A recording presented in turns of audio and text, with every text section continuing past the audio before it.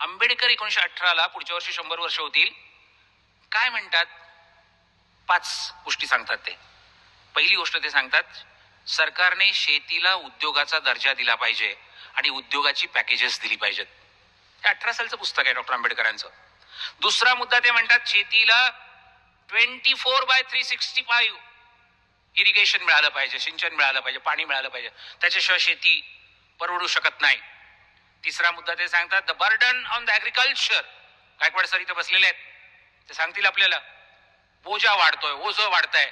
So तुमच्या फॅमिलीमधल्या एका मुलाला आंबेडकर सांगतात एज्युकेशन फील्डमध्ये पाठवा, एखाद्या मुलीला व्यापारात पाठवा, कॉमर्स, एखाद्या मुलाला उद्योगात पाठवा, इंडस्ट्री, एखाद्याला सर्व्हिस सेक्टरमध्ये पाठवा आणि एकच मुलगा किंवा मुलगी शेतावर ठेवा.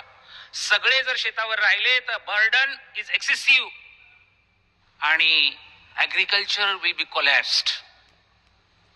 म्हणून आंबेडकर 18 साली सांगतायत की एकतर कुटुंब नियोजनच करा, पण निदान आहेत त्या मुलांना वाटून वेगवेगळ्या क्षेत्रात पाठवा. पुढचा मुद्दा सांगताना डॉक्टर आंबेडकर म्हणतात, शेती मालाला बाजारभाव देताना उत्पादन खर्चावर आधारित बाजारभाव, उत्पादन खर्चावर आधारित बाजारभाव मिळाले पाहिजेत. कुठलाही उद्योग टिकू शकत नाही उत्पादन खर्चापेक्षा कमी किमतीला जर माल विकावा लागला तर. आणि म्हणून डॉक्टर आंबेडकर म्हणतात की there must be a policy, national policy, उत्पादन खर्चावर आधारित बाजारभाव द्यायची. दादा डॉक्टर आंबेडकर 1918च्या पुस्तकात म्हणतात, हे सारं केलं नाही तर येणाऱ्या दिवसांमध्ये शेतकऱ्यांना आत्महत्या कराव्या लागतील. 1918 सालचं पुस्तक आहे.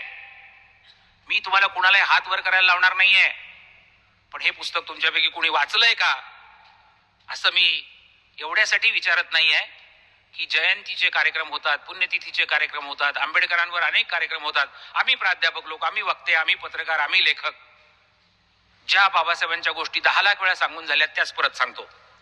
हे आंबेडकर कधी ऐकलेत का?